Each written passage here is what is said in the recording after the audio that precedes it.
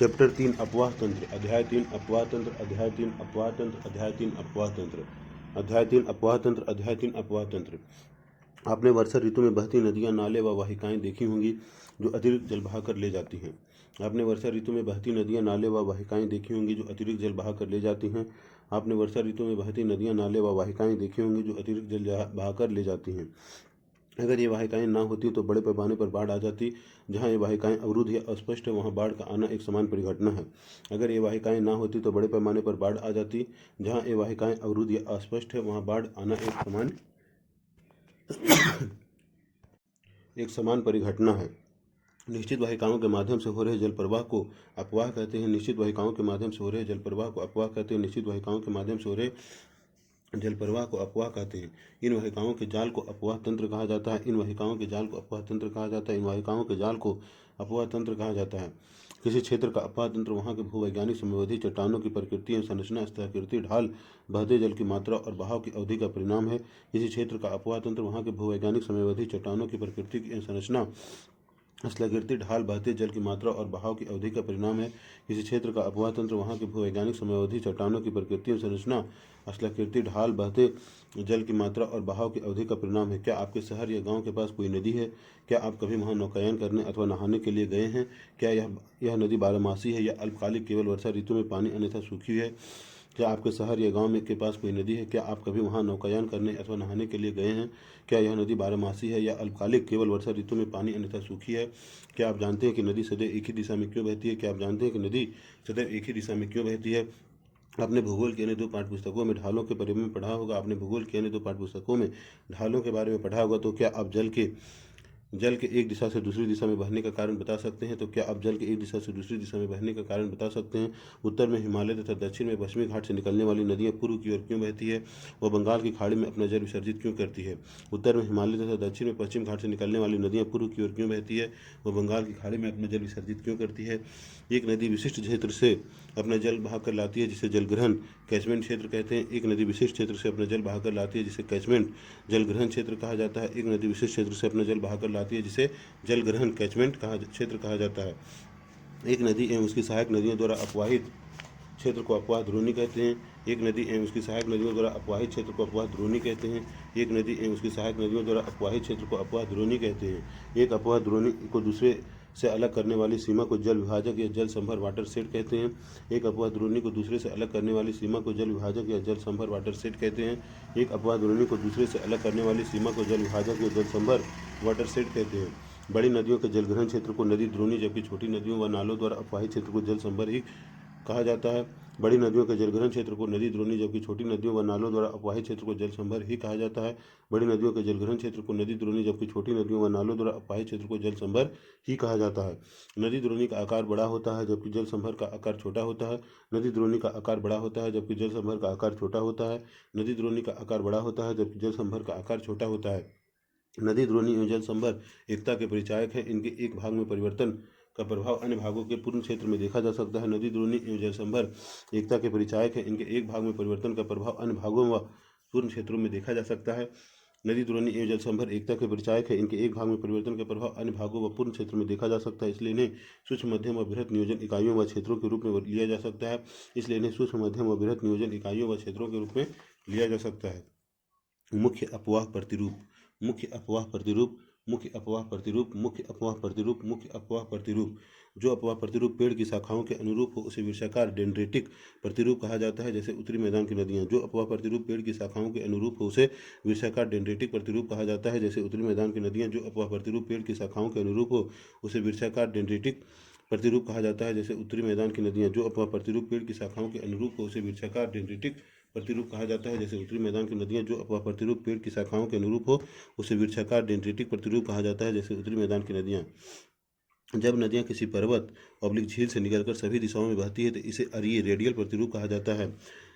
जब नदियां किसी पर्वत ऑब्लिक झील से निकलकर सभी दिशाओं में बहती है तो इसे अरियल रेडियल प्रतिरूप कहा जाता है। जब नदियां किसी पर्वत ऑब्लिक झील से निकलकर सभी दिशाओं में बहती है तो इसे अरिय रेडियल प्रतिरूप कहा जाता है। जब नदियां किसी पर्वत ऑब्लिक झील से निकलकर सभी दिशाओं में बहती है तो इसे अरिय रेडियल प्रतिरूप कहा जाता है। जब नदियां किसी पर्वत से निकलकर झील किसी पर्वत और झील से निकलकर सभी दिशाओं में बहती है तो इसे एरियल रेडियल प्रतिरूप कहा जाता है। जब नदियाँ किसी पर्वत से निकलकर सभी दिशाओं में बहती है तो इसे एरियल रेडियल प्रतिरूप कहा जाता है। अमरकंटक पर्वत श्रृंखला से निकलने वाली नदियाँ इस अफवाह प्रतिरूप के अच्छे उदाहरण हैं। अमरकंटक पर्वत श्रृंखला से निकलने वाली नदियाँ इस अफवाह प्रतिरूप के अच्छे उदाहरण हैं। अमरकंटक पर्वत श्रृंखला से निकलने वाली नदियाँ इस अफवाह प्रतिरूप के अच्छे उदाहरण हैं।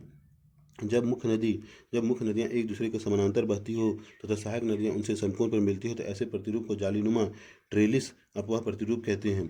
जब मुख्य नदियाँ एक दूसरे के समानांतर बहती हो तथा सहायक नदियाँ उनसे समकोण पर मिलती हो तो ऐसे प्रतिरूप को जालीनुमा ट्रेलिस अफवाह प्रतिरूप कहते हैं। जब मुख्य नदियाँ एक दूसरे के समानांतर बहती हो तथा सहायक नदियाँ उनके समकोण पर मिलती हो तो ऐसे प्रतिरूप को जालीनुमा ट्रेलिस अफवाह प्रतिरूप कहते हैं। जब मुख्य नदियाँ एक दूसरे के समानांतर बहती हो तथा सहायक नदियाँ उनके समकोण पर मिलती हो तो ऐसे प्रतिरूप को जालीनुमा ट्रेलिस अफवाह प्रतिरूप कहते हैं। जब मुख्य नदियाँ एक दूसरे के समानांतर बहती हो तथा सहायक नदियाँ उनसे समकोण पर मिलती हो तो ऐसे प्रतिरूप को जालीनुमा ट्रेलिस अफवाह प्रतिरूप कहते हैं। जब सभी दिशाओं से नदियाँ बहकर किसी झील या गर्त में विसर्जित होती है तो ऐसे अफवाह प्रतिरूप को अभिकेंद्रीय सेंट्रीपिटल प्रतिरूप कहते हैं। जब सभी दिशाओं से नदियाँ बहकर किसी झील या गर्त में विसर्जित होती है तो ऐसे अफवाह प्रतिरूप को अभिकेंद्रीय सेंट्रीपिटल प्रतिरूप कहते हैं। जब सभी दिशाओं से नदियाँ बहकर किसी झील या गर्त में विसर्जित होती है तो ऐसे अफवाह प्रतिरूप को अभिकेंद्रीय सेंट्रीपिटल प्रतिरूप कहते हैं। जब सभी दिशाओं से नदियाँ बहकर किसी झील या गर्त में विसर्जित होती है तो ऐसे अफवाह प्रतिरूप को अभिकेंद्रीय सेंट्रीपिटल प्रतिरूप कहते हैं। जब सभी दिशाओं से नदियाँ बहकर किसी झील या गर्त में विसर्जित होती है तो ऐसे अफवाह प्रतिरूप को अभिकेंद्रीय सेंट्रीपिटल प्रतिरूप कहते हैं। भारतीय अफवाह तंत्र को विभिन्न आधारों पर वर्गीकृत किया जा सकता है। भारतीय अफवाह तंत्र को विभिन्न आधारों पर वर्गीकृत किया जा सकता है। भारतीय अफवाह तंत्र को विभिन्न आधारों पर वर्गीकृत किया जा सकता है। समुद्र में जल विसर्जन के आधार पर इसे दो समूहों में बांटा जा सकता है। पहला अरब सागर का अफवाह तंत्र व बंगाल की खाड़ी का अफवाह तंत्र। समुद्र में जल विसर्जन के आधार पर इसे दो समूहों में बांटा जा सकता है। अरब सागर का अफवाह तंत्र व बंगाल की खाड़ी का अफवाह तंत्र। ये अफवाह तंत्र दिल्ली, कटक, अरावली एवं सह्याद्री द्वारा विलय किए गए हैं। चित्र 3.1 में इस जल विभाजक को एक रेखा द्वारा दर्शाया गया है। ये अफवाह तंत्र दिल्ली, कटक, अरावली एवं सह्याद्री द्वारा विलय किए गए हैं। चित्र 3.1 में जल विभाजक को एक रेखा द्वारा दर्शाया गया है। ये अफवाह तंत्र दिल्ली, कटक, अरावली एवं सह्याद्री द्वारा विलय किए गए हैं। ये अफवाह तंत्र दिल्ली, कटक, अरावली एवं सह्याद्री द्वारा विलय किए गए हैं।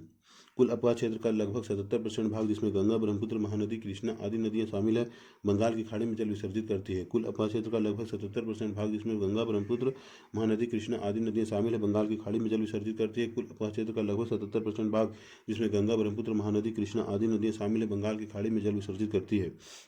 जबकि 23% क्षेत्र, जिनमें सिंधु, नर्मदा, तापी, माही व पेरियार नदियां अपना जल अरब सागर में गिराती है। जबकि 23% क्षेत्र, जिसमें सिंधु, नर्मदा, तापी, माही व पेरियार नदियां हैं, अपना जल अरब सागर में गिराती है। जबकि 23% क्षेत्र, जिसमें सिंधु, नर्मदा, तापी, माही व पेरियार नदियां हैं, अपने जल अरब सागर में गिराती है। जल संभर क्षेत्र के आकार के आधार पर भारतीय अफवाह द्रोणियों को 3 भागों में बांटा गया है। जल संभर क्षेत्र के आकार के आधार पर भारतीय अफवाह द्रोणियों को 3 भागों में बांटा गया है। जल संभर क्षेत्र के आकार के आधार पर भारतीय अफवाह द्रोणियों को 3 भागों में बांटा गया है। पहला, प्रमुख नदी द्रोणी, जिनका अफवाह क्षेत्र 20,000 वर्ग किलोमीटर से अधिक है। इसमें 14 नदी द्रोणियाँ शामिल हैं, जैसे गंगा, ब्रह्मपुत्र, कृष्णा, तापी, नर्मदा, माही, पेन्नार, साबरमती, बराक आदि। पहला प्रमुख नदी द्रोणी, जिसका अफवाह क्षेत्र 20,000 वर्ग किलोमीटर से अधिक है। इनमें 14 नदी द्रोणियाँ शामिल हैं, जैसे गंगा, ब्रह्मपुत्र, कृष्णा, तापी, नर्मदा, माही, पेन्नार, साबरमती, बराक आदि। पहला प्रमुख नदी द्रोणी, जिसका अफवाह क्षेत्र 20,000 वर्ग किलोमीटर से अधिक है। इसमें 14 नदी द्रोणियाँ शामिल हैं, जैसे गंगा, ब्रह्मपुत्र, कृष्णा, तापी, नर्मदा, माही, पेन्नार, साबरमती, बराक आदि। पहला प्रमुख नदी द्रोणी, जिसका अफवाह क्षेत्र 20,000 वर्ग किलोमीटर से अधिक है। इनमें 14 नदी द्रोणियाँ शामिल है, जैसे गंगा, ब्रह्मपुत्र, कृष्णा, तापी, नर्मदा, माही, पेन्नार, साबरमती, बराक आदि। दूसरा, मध्यम नदी द्रोणी, जिनका अफवाह क्षेत्र 2,000 से 20,000 वर्ग किलोमीटर है। इसमें 44 नदी द्रोणी हैं, जैसे कालिंदी, वेस्ट बंगाल, पेरियार, मेघना आदि। दूसरा, मध्यम नदी द्रोणी, जिनका अफवाह क्षेत्र 2,000 से 20,000 वर्ग किलोमीटर है। इसमें 44 नदी द्रोणियाँ हैं, जैसे कालिंदी, वेस्ट बंगाल, पेरियार, मेघना आदि। दूसरा मध्यम नदी द्रोणी है, जिनका अफवाह क्षेत्र 2,000 से 20,000 वर्ग किलोमीटर है। इसमें 44 नदी द्रोणियाँ हैं, जैसे कालिंदी, पेरियार, मेघना आदि। दूसरा मध्यम नदी द्रोणी, जिनका अफवाह क्षेत्र 2,000 से 20,000 वर्ग किलोमीटर है। इनमें 44 नदी द्रोणियाँ हैं, जैसे कालिंदी, पेरियार, मेघना आदि। दूसरा मध्यम नदी द्रोणी, जिनका अफवाह क्षेत्र 2,000 से 20,000 वर्ग किलोमीटर, इसमें 44 नदी द्रोणियाँ हैं, जैसे कालिंदी, पेरियार, मेघना आदि। तीसरा, लघु नदी द्रोणी, जिनका अफवाह क्षेत्र 2,000 वर्ग किलोमीटर से कम है। इसमें न्यून वर्षा के क्षेत्रों में बहने वाली बहुत सी नदियाँ शामिल है। तीसरा, लघु नदी द्रोणी, जिनका अफवाह क्षेत्र 2,000 वर्ग किलोमीटर से कम है। इसमें न्यून वर्षा के क्षेत्रों में बहने वाली बहुत सी नदियाँ शामिल है। तीसरा, लघु नदी द्रोणी, जिनका अफवाह क्षेत्र 2,000 वर्ग किलोमीटर से कम है। इसमें न्यून वर्षा के क्षेत्रों में बहने वाली बहुत सी नदियाँ शामिल है। यदि आप चित्र 3.1 देखें तो आप पाएंगे कि अनेक नदियों का उद्गम स्रोत हिमालय पर्वत और वे अपना जल बंगाल की खाड़ी या अरब सागर में विसर्जित करती है। उत्तर भारत की नदियों की पहचान कीजिए। यदि आप चित्र 3.1 देखेंगे तो आप पाएंगे कि नदियों का उद्गम स्रोत हिमालय पर्वत है और वे अपने जल बंगाल की खाड़ी या अरब सागर में विसर्जित करती है। उत्तर भारत की नदियों की पहचान कीजिए। प्रायद्वीपीय पठार की बड़ी नदियों का उद्गम स्थल पश्चिमी घाट है और ये नदियाँ बंगाल की खाड़ी में जल विसर्जन करती है। दक्षिण भारत की नदियों का भी पहचान कीजिए। प्रायद्वीपीय पठार की बड़ी नदियों का उद्गम स्थल पश्चिमी घाट है और ये नदियाँ बंगाल की खाड़ी में जल विसर्जन करती है। दक्षिण भारत की नदियों का भी पहचान कीजिए। नर्मदा और तापी दो बड़ी नदियाँ हैं, इसका अपवाद है। ये और अनेक छोटी नदियाँ अपना जल अरब सागर में विसर्जित करती है। नर्मदा और तापी दो बड़ी नदियाँ, इसका अपवाद है। ये और अनेक छोटी नदियाँ अपना जल अरब सागर में विसर्जित करती है। पश्चिम तटीय क्षेत्र में कोंकण से मलबार तट तक बहने वाली नदियों के नाम बताइए। पश्चिमी तटीय क्षेत्र में कोंकण से मलबार तट तक बहने वाली नदियों के नाम बताइए। उद्गम के प्रकार, प्रकृति व विशेषताओं के आधार पर भी भारतीय अपवाह तंत्र को हिमालय अपवाह तंत्र व प्रायद्वीपीय अपवाह तंत्र से विभाजित किया जाता है। उद्गम के प्रकार, प्रकृति व विशेषताओं के आधार पर भी भारतीय अपवाह तंत्र को हिमालय अपवाह तंत्र और व प्रायद्वीपीय अपवाह तंत्र में विभाजित किया जाता है। यद्यपि इस विभाजन की योजना में चंबल, बेतवा, सोन आदि नदियों का वर्गीकरण में समस्या उत्पन्न होती है, क्योंकि उत्पत्ति व आयु में ये हिमालय से निकलने वाली नदियों से पुरानी है। यद्यपि इस विभाजन योजना में चंबल, बेतवा, सोन आदि नदियों के वर्गीकरण में समस्या उत्पन्न होती है, क्योंकि उत्पत्ति व आयु में ये हिमालय से निकलने वाली नदियों से पुरानी है। यद्यपि इस विभाजन की योजना में चंबल, बेतवा, सोन आदि नदियों के वर्गीकरण में समस्या उत्पन्न होती है, क्योंकि उत्पत्ति व आयु में हिमालय से निकलने वाली नदियों से ये पुरानी है। फिर भी यह अपवाह तंत्र वर्गीकरण का सर्वाधिक मान आधार है। इस पुस्तक में इसी का अनुसरण किया गया है। फिर भी यह अपवाह तंत्र वर्गीकरण का सर्वाधिक मान आधार है। इस पुस्तक में इसी का अनुसरण किया गया है। भारत के अपवाह तंत्र। भारत के अपवाह तंत्र। भारत के अपवाह तंत्र। भारत के अपवाह तंत्र। भारत के अपवाह तंत्र। भारतीय अपवाह तंत्र में अनेक छोटी बड़ी नदियाँ शामिल है। भारतीय अपवाह तंत्र में अनेक छोटी बड़ी नदियाँ शामिल है। भारतीय अपवाह तंत्र में अनेक छोटी बड़ी नदियाँ शामिल है। ये तीनों बड़ी भू आकृतिक इकाइयों की उद्विकास प्रक्रिया का वर्षन तथा प्रकृति व लक्षणों के परिणाम स्वरूप उत्पन्न हुई है। ये तीन बड़ी भू आकृतिक इकाइयों की उद्विकास प्रक्रिया तथा वर्षन की प्रकृति व लक्षणों के परिणाम स्वरूप उत्पन्न हुई है। ये तीन बड़ी भू आकृतिक इकाइयों की उद्विकास प्रक्रिया तथा वर्षन की प्रकृति व लक्षणों के परिणाम स्वरूप उत्पन्न हुई है। हिमालयी अपवाह। हिमालयी अपवाह। हिमालयी अपवाह। हिमालयी अपवाह। हिमालयी अपवाह। हिमालयी अपवाह तंत्र भूगर्भिक इतिहास के एक लंबे दौर में विकसित हुआ है। हिमालयी अपवाह तंत्र भूगर्भिक इतिहास के लंबे दौर में विकसित हुआ है। हिमालयी अपवाह तंत्र भूगर्भिक इतिहास के एक लंबे दौर में विकसित हुआ है। इसमें मुख्यतः गंगा, सिंधु व ब्रह्मपुत्र नदी द्रोणियाँ शामिल है। इसमें मुख्यतः गंगा, सिंधु व ब्रह्मपुत्र नदी द्रोणियाँ शामिल है। यहाँ की नदियाँ बारहमासी है, क्योंकि ये बर्फ पिघलने व वर्षण दोनों पर निर्भर है। यहाँ की नदियाँ बारहमासी है, क्योंकि ये बर्फ पिघलने व वर्षण दोनों पर निर्भर है। यहाँ की नदियाँ बारहमासी है, क्योंकि ये बर्फ पिघलने व वर्षण दोनों पर निर्भर है। ये नदियाँ गहरे महाखंड गॉर्जेस से गुजरती है, जो हिमालय के उत्थान के साथ साथ अपरदन क्रिया द्वारा निर्मित है। ये नदियाँ गहरे महाखंडों गॉर्जेस से गुजरती है, जो हिमालय के उत्थान के साथ साथ अपरदन क्रिया द्वारा निर्मित है।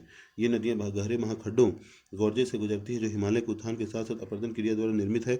महाखंडों के अतिरिक्त ये नदियाँ अपने पर्वतीय मार्ग में भी आकार की घाटियाँ, छिपरिकाएँ व जलप्रपात भी बनाती है। महाखंडों के अतिरिक्त ये नदियाँ अपने पर्वतीय मार्ग में भी आकार की घाटियाँ, छिपरिकाएँ व जलप्रपात भी बनाती है। महाखंडों के अतिरिक्त ये नदियाँ अपने पर्वतीय मार्ग में भी आकार की घाटियाँ, छिपरिकाएँ व जलप्रपात भी बनाती है। जब ये मैदान में प्रवेश करती है तो निक्षेपणात्मक स्थलाकृति जैसे समतल घाटियाँ, गोखुर झीलें, बाढ़कृत मैदान, गुम्फित वाहिकाएँ और नदी के मुहाने पर डेल्टा का निर्माण करती है। जब ये नदियाँ मैदान में प्रवेश करती है तो निक्षेपणात्मक स्थलाकृतियाँ जैसे समतल घाटियाँ, गोखुर झीलें, बाढ़कृत मैदान, गुम्फित वाहिकाएँ और नदी के मुहाने पर डेल्टा का निर्माण करती है। जब ये मैदान में प्रवेश करती है तो निक्षेपणात्मक स्थलाकृतियाँ जैसे समतल घाटियाँ, गोखुर झीलें, बाढ़कृत मैदान, गुम्फित वाहिकाएँ और नदी के मुहाने पर डेल्टा का निर्माण करती है। हिमालय क्षेत्र में इन नदियों का रास्ता टेढ़ा मेढ़ा है, परंतु मैदानी क्षेत्र में इनमें सर्पाकार मार्ग में बहने की प्रवृत्ति पाई जाती है और अपना रास्ता बदलती रहती है। हिमालय क्षेत्र में इन नदियों का रास्ता टेढ़ा मेढ़ा है, परंतु मैदानी क्षेत्र में इनमें सर्पाकार मार्ग में बहने की प्रवृत्ति पाई जाती है और अपना रास्ता बदलती रहती है। हिमालय क्षेत्र में इन नदियों का रास्ता टेढ़ा मेढ़ा है, परंतु मैदानी क्षेत्र में इनमें सर्पाकार मार्ग में बहने की प्रवृत्ति पाई जाती है और अपना रास्ता बदलती रहती है। कोसी नदी, जिसे बिहार का शोक कहते हैं, अपना मार्ग बदलने के लिए कुख्यात है। कोसी नदी, जिसे बिहार का शोक सौरव और बिहार कहते हैं, अपना मार्ग बदलने के लिए कुख्यात रही है। कोसी नदी, जिसे बिहार का शोक कहते हैं, अपना मार्ग बदलने के लिए कुख्यात रही है। यह नदी पर्वत के ऊपरी क्षेत्रों से भारी मात्रा में अवसाद लाकर मैदानी भाग में जमा करती है। यह नदी पर्वत के ऊपरी क्षेत्रों से भारी मात्रा में अवसाद लाकर मैदानी भागों में जमा करती है। यह नदी पर्वत के ऊपरी क्षेत्रों से भारी मात्रा में अवसाद लाकर मैदानी भाग में जमा करती है। इससे नदी मार्ग अवरुद्ध हो जाता है व परिणाम स्वरूप नदी अपना मार्ग बदल देती है। इससे नदी मार्ग अवरुद्ध हो जाता है व परिणाम स्वरूप नदी अपना मार्ग बदल लेती है। कोसी नदी ऊपरी पर्वतीय क्षेत्र से इतनी भारी मात्रा में अवसाद क्यों लाती है? कोसी नदी ऊपरी पर्वतीय क्षेत्र से इतनी भारी मात्रा में अवसाद क्यों लाती है? क्या कोसी नदी ऊपरी पर्वतीय क्षेत्र से इतनी भारी मात्रा में अवसाद क्यों लाती है? नवीन पर्वत भूस्खलन वनोन्मूलन भारी वर्षा। नवीन पर्वत भूस्खलन वनोन्मूलन भारी वर्षा। नवीन पर्वत भूस्खलन वनोन्मूलन भारी वर्षा। क्या आप सोचते हैं कि समांतर नदियों में और विशेष तौर पर कोसी नदी में जल बहाव व मात्रा एक समान रहती है या घटती बढ़ती रहती है? क्या आप सोचते हैं कि समांतर नदियों में और विशेष तौर पर कोसी नदी में जल का बहाव व मात्रा एक समान रहती है या घटती बढ़ती रहती है? नदी में कब जल की मात्रा अत्यधिक होती है? बाढ़ के सकारात्मक व नकारात्मक प्रभाव क्या है? बाढ़ के सकारात्मक व नकारात्मक प्रभाव क्या है? हिमालय पर्वतीय अपवाह तंत्र का विकास। हिमालय पर्वतीय अपवाह तंत्र का विकास। हिमालय पर्वतीय अपवाह तंत्र का विकास। हिमालय पर्वतीय अपवाह तंत्र का विकास। हिमालय पर्वतीय अपवाह तंत्र का विकास। हिमालय पर्वतीय अपवाह तंत्र का विकास। हिमालय पर्वतीय नदियों के विकास के बारे में मतभेद है। हिमालय पर्वतीय नदियों के विकास के बारे में मतभेद है। यद्यपि भूवैज्ञानिक मानते हैं कि मायोसीन कल्प लगभग 2.4 करोड़ से 50 लाख वर्ष पहले एक विशाल नदी जिसे शिवालिक या इंडो ब्रह्म कहा गया, हिमालय के संपूर्ण अनुदैर्घ्य विस्तार के साथ असम से पंजाब तक बहती थी और अंत में निचले पंजाब के पास सिंध की खाड़ी में अपना पानी विसर्जित करती थी। यद्यपि भूवैज्ञानिक मानते हैं कि मायोसीन कल्प में लगभग 2.4 करोड़ से 50 लाख वर्ष पहले एक विशाल नदी जिसे शिवालिक या इंडो ब्रह्म कहा गया, हिमालय के संपूर्ण अनुदैर्घ्य विस्तार के साथ असम से पंजाब तक बहती थी और अंत में निचले पंजाब के पास सिंध की खाड़ी में अपना पानी विसर्जित करती थी। हिमालय पर्वत नदियों के विकास के बारे में मतभेद है। यद्यपि भूवैज्ञानिक मानते हैं कि मायोसीन कल्प में लगभग 2.4 करोड़ से 50 लाख वर्ष पहले एक विशाल नदी जिसे शिवालिक या इंडो ब्रह्म कहा गया, हिमालय के संपूर्ण अनुदैर्घ्य विस्तार के साथ असम से पंजाब तक बहती थी और अंत में निचले पंजाब के पास सिंध की खाड़ी में अपना पानी विसर्जित करती थी। भूवैज्ञानिक काल मापक्रम के लिए भौतिक भूगोल इतना नामक पुस्तक अध्याय देखें। शिवालिक पहाड़ियों की असाधारण निरंतरता, इनका सरोवरी उद्गम और इनका जलोढ़ निक्षेप से बना होना जिसमें रेत, मृत्तिका, चिकनी मिट्टी, गुलास व कोंग्लोमेरेट शामिल है, इस धारणा को पुष्टि करते हैं। शिवालिक पहाड़ियों की असाधारण निरंतरता, इनका सरोवरी उद्गम और इनका जलोढ़ निक्षेप से बना होना जिसमें रेत, मृत्तिका, चिकनी मिट्टी, गुलास व कोंग्लोमेरेट शामिल है, इस धारणा की पुष्टि करते हैं। शिवालिक पहाड़ियों की असाधारण निरंतरता, इनकी सरोवरी उद्गम, इनका जलोढ़ निक्षेप से बना होना जिसमें रेत, मृत्तिका, चिकनी मिट्टी, गुलास व कोंग्लोमेरेट शामिल है, इस धारणा की पुष्टि करते हैं। ऐसा माना जाता है कि कालांतर में इंडो ब्रह्म नदी 3 मुख्य अपवाह तंत्रों में बट गई। ऐसा माना जाता है कि कालांतर में इंडो ब्रह्म नदी 3 मुख्य अपवाह तंत्र में बट गई। पहला पश्चिम में सिंध और इसकी 5 सहायक नदियाँ। पहला पश्चिम में सिंध और इसकी 5 सहायक नदियाँ। पहला पश्चिम में सिंध और इसकी 5 सहायक नदियाँ। दूसरा मध्य में गंगा और हिमालय से निकलने वाली इसकी सहायक नदियाँ। दूसरा मध्य में गंगा और हिमालय से निकलने वाली इसकी सहायक नदियाँ। दूसरा मध्य में गंगा और हिमालय से निकलने वाली इसकी सहायक नदियाँ। तीसरा पूर्व में ब्रह्मपुत्र का भाग व हिमालय से निकलने वाली इसकी सहायक नदियाँ। तीसरा पूर्व में ब्रह्मपुत्र का भाग व हिमालय से निकलने वाली इसकी सहायक नदियाँ। तीसरा पूर्व में ब्रह्मपुत्र का भाग व हिमालय से निकलने वाली इसकी सहायक नदियाँ। विशाल नदी इस तरह विभाजन संभवतः प्लेस्टोसीन काल में हिमालय के पश्चिमी भाग व पटवार पठार दिल्ली रिज के उत्थान के कारण हुआ। विशाल नदी का इस तरह विभाजन संभवतः प्लेस्टोसीन काल में हिमालय के पश्चिमी भाग व पटवार पठार दिल्ली रिज के उत्थान के कारण हुआ। विशाल नदी का इस तरह विभाजन संभवतः प्लेस्टोसीन काल में हिमालय के पश्चिमी भाग में व पटवार पठार दिल्ली रिज के उत्थान के कारण हुआ। यह क्षेत्र सिंधु व गंगा अपवाह तंत्रों के बीच जल विभाजक बन गया। यह क्षेत्र सिंधु व गंगा अपवाह तंत्रों के बीच जल विभाजक बन गया।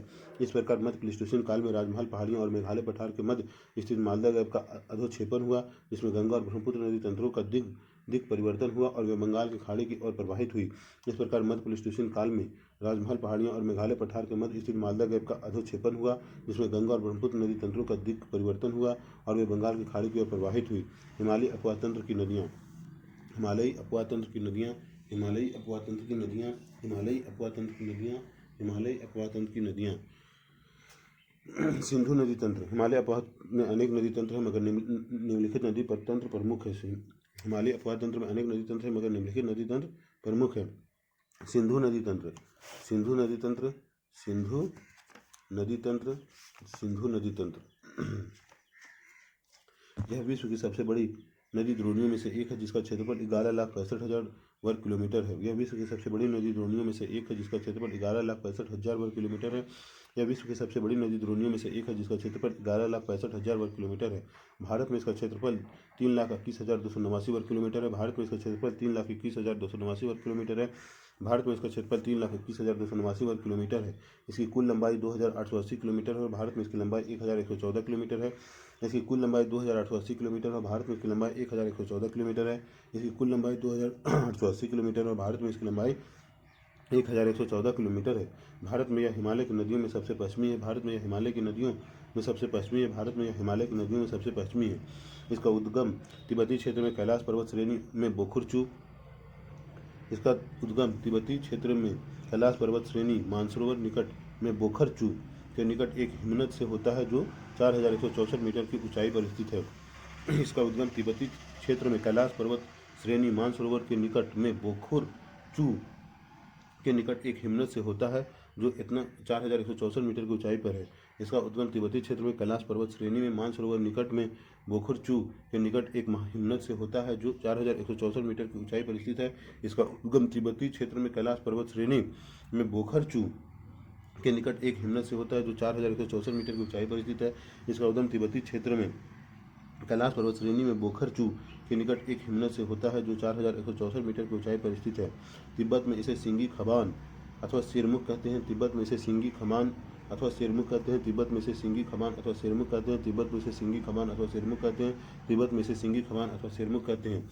लद्दाख व जास्कर श्रेणियों के बीच उत्तर पश्चिम दिशा से बहती हुई यह लद्दाख और बाल्टिस्तान से गुजरती है। लद्दाख व जास्कर श्रेणियों के बीच उत्तर पश्चिम दिशा से बहती हुई यह लद्दाख और बाल्टिस्तान से गुजरती है। लद्दाख व जास्कर श्रेणियों के बीच से उत्तर पश्चिम दिशा में बहती हुई यह लद्दाख और बाल्टिस्तान से गुजरती है। लद्दाख व जास्कर श्रेणियों के बीच से उत्तर पश्चिम दिशा में बहती हुई लद्दाख और बाल्टिस्तान से गुजरती है। लद्दाख श्रेणी को काटते हुए यह नदी जम्मू और कश्मीर में गिलगित के समीप एक दर्शनीय महाखंड का निर्माण करती है। लद्दाख श्रेणी को काटते हुए यह नदी जम्मू और कश्मीर में गिलगित के समीप एक दर्शनीय महाखंड का निर्माण करती है। लद्दाख श्रेणी को काटते हुए यह नदी जम्मू और कश्मीर में गिलगित के समीप एक दर्शनीय महाखंड का निर्माण करती है। यह पाकिस्तान में चिल्लस के निकट दर्दिस्तान प्रदेश में प्रवेश करती है।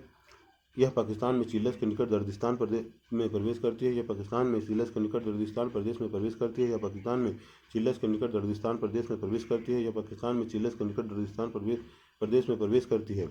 सिंधु नदी की बहुत सी सहायक नदियाँ हिमालय पर्वत से निकलती है जैसे श्योक, गिलगित, जास्कर, पुंजा, नुब्रा, सिगार, गास्टिंग, द्रास। सिंधु नदी की बहुत सी सहायक नदियाँ हिमालय पर्वत से निकलती है जैसे श्योक, गिलगित, जास्कर, हुंजा, नुब्रा, सिगार, गास्टिंग व द्रास। सिंधु नदी की बहुत सी सहायक नदियाँ हिमालय पर्वत से निकलती है जैसे श्योक, गिलगित, जास्कर, हुंजा, नुब्रा, सिगार, गास्टिंग, द्रास। सिंधु नदी की बहुत सी सहायक नदियाँ हिमालय पर्वत से निकलती है जैसे श्योक, गिलगित, जास्कर, हुंजा, नुब्रा, सिगार, गास्टिंग, द्रास। सिंधु नदी की बहुत सी सहायक नदियाँ हिमालय पर्वत से निकलती है जैसे श्योक, गिलगित, जास्कर, हुंजा, नुब्रा, सिगार, गास्टिंग व द्रास। अंततः यह नदी अटक के निकट पहाड़ियों से बाहर निकलती है जहाँ दाहिने तट पर काबुल नदी इसमें मिलती है। अंततः यह नदी अटक के निकट पहाड़ियों से बाहर निकलती है जहाँ दाहिने तट पर काबुल नदी इसमें मिलती है। अंततः यह नदी अटक के निकट पहाड़ियों से बाहर निकलती है जहाँ दाहिने तट पर काबुल नदी इसमें मिलती है। अंततः यह नदी अटक के निकट पहाड़ियों से बाहर निकलती है जहाँ दाहिने तट पर काबुल नदी इसमें मिलती है।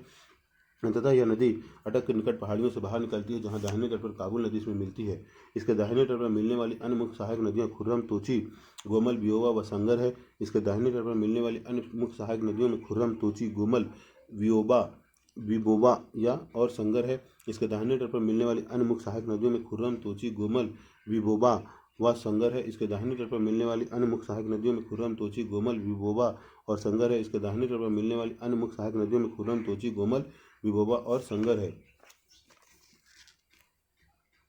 ये सभी नदियाँ सुलेमान श्रेणी से निकलती है। ये सभी नदियाँ सुलेमान श्रेणी से निकलती है। ये सभी नदियाँ सुलेमान श्रेणी से निकलती है। ये सभी नदियाँ सुलेमान श्रेणी से निकलती है। यह नदी दक्षिण की ओर बहती हुई मिठानकोट के नदी के निकट पंचनद का जल प्राप्त करती है। यह नदी दक्षिण की ओर बहती हुई मिथनकोट के निकट पंचनद का जल प्राप्त करती है। यह नदी दक्षिण की ओर बहती हुई मिथनकोट के निकट पंचनद का जल प्राप्त करती है। पंचनद नाम पंजाब की 5 मुख्य नदियों सतलुज, ब्यास, रावी, चेनाब और झेलम को दिया गया है। पंचनद नाम पंजाब की 5 मुख्य नदियों सतलज, ब्यास, रावी, चेनाब, झेलम को दिया गया है। पंचनद नाम पंजाब की 5 मुख्य नदियों सतलुज, ब्यास, रावी, चेनाब और झेलम को दिया गया है। अंत में सिंधु नदी कराची के पूर्व में अरब सागर में जा गिरती है। अंत में सिंधु नदी कराची के पूर्व में अरब सागर में जा गिरती है। अंत में सिंधु नदी कराची के पूर्व में अरब सागर में जा गिरती है। भारत में सिंधु जम्मू और कश्मीर राज्य में बहती है। भारत में सिंधु जम्मू और कश्मीर राज्य में बहती है। भारत में सिंधु जम्मू और कश्मीर राज्य में बहती है। भारत में सिंधु जम्मू और कश्मीर राज्य में बहती है। भारत में सिंधु जम्मू और कश्मीर राज्य में बहती है। झेलम, झेलम, झेलम, झेलम, झेलम, झेलम। झेलम जो सिंधु की महत्वपूर्ण सहायक नदी है, कश्मीर घाटी के दक्षिण पूर्व भाग में पीर पंजाल गिरिपाद में स्थित वेरीनाग झरने से निकलती है। झेलम जो सिंधु की महत्वपूर्ण सहायक नदी है, कश्मीर घाटी के दक्षिण पूर्वी भाग में पीर पंजाल गिरिपाद में स्थित वेरीनाग झरने से निकलती है। झेलम जो सिंधु की महत्वपूर्ण सहायक नदी है, कश्मीर घाटी के दक्षिण पूर्वी भाग में पीर पंजाल गिरिपाद में स्थित वेरीनाग झरने से निकलती है। झेलम जो सिंधु की महत्वपूर्ण सहायक नदी है, कश्मीर घाटी के दक्षिण पूर्वी भाग में पीर पंजाल के गिरिपाद में स्थित वेरीनाग झरने से निकलती है। झेलम जो सिंधु की महत्वपूर्ण सहायक नदी है, कश्मीर घाटी के दक्षिण पूर्वी भाग में पीर पंजाल गिरिपाद में स्थित वेरीनाग झरने से निकलती है। पाकिस्तान में प्रवेश करने से पहले यह नदी श्रीनगर और वुलर झील से बहते हुए एक तंग व गहरे महाखंड से गुजरती है। पाकिस्तान में झंग के निकट यह चेनाब नदी से मिलती है। पाकिस्तान में प्रवेश करने से पहले यह नदी श्रीनगर और वुलर झील से बहते हुए एक तंग गहरे महाखंड से गुजरती है।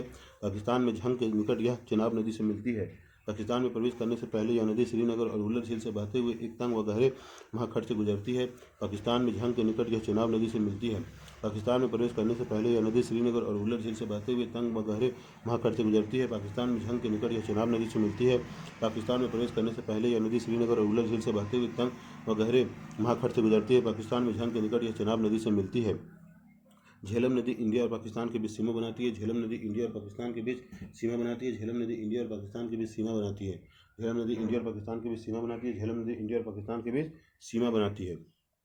चेनाब नदी, चेनाब, चिनाब, चिनाब, चिनाब सिंधु की सबसे बड़ी सहायक नदी है। चिनाब सिंधु की सबसे बड़ी सहायक नदी है। चिनाब सिंधु की सबसे बड़ी सहायक नदी है। चिनाब सिंधु की सबसे बड़ी सहायक नदी है।